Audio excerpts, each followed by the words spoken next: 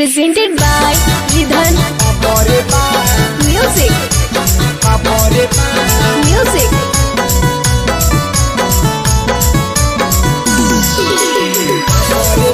Bholenath recording studio बानावर बिशुनगंज।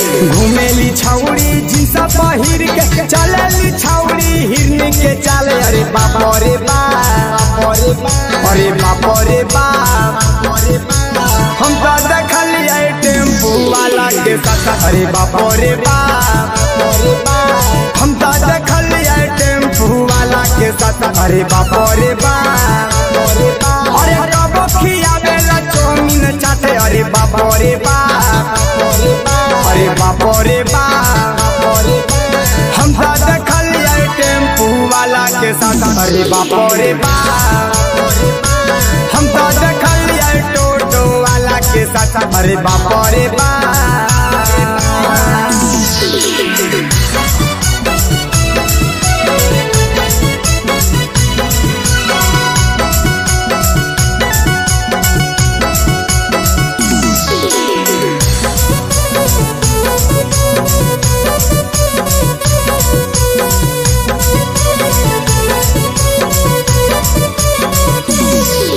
बजरिया में घूमा है लेके दीवाना,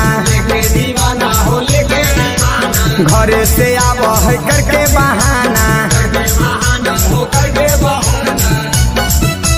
हे हे बजरिया में घूमा है लेके दीवाना, घरे से आब है करके बहाना। छौड़ा भी मिलल गोहमन साथ। अरे बाप रे बाप, अरे छौड़ा भी मिलल गोहमन साथ। अरे बाप रे बाप, अरे बाप रे बाप, हम तो देखलिए टकवा वाला के साथ। अरे बाप रे बाप, अरे कबो खियावेला चौमिन चाटे। अरे बाप रे बाप, हम तो देखलिए टेम्पू वाला के साथ।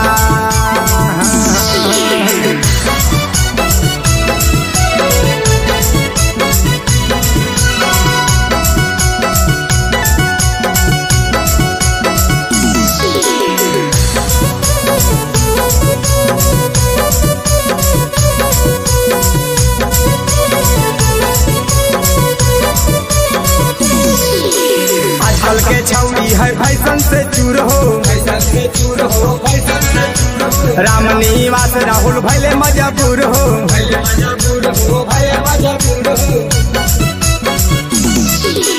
आजकल के छौड़ी है फैशन से चूर हो, राम निवास राहुल भैले मजबूर हो।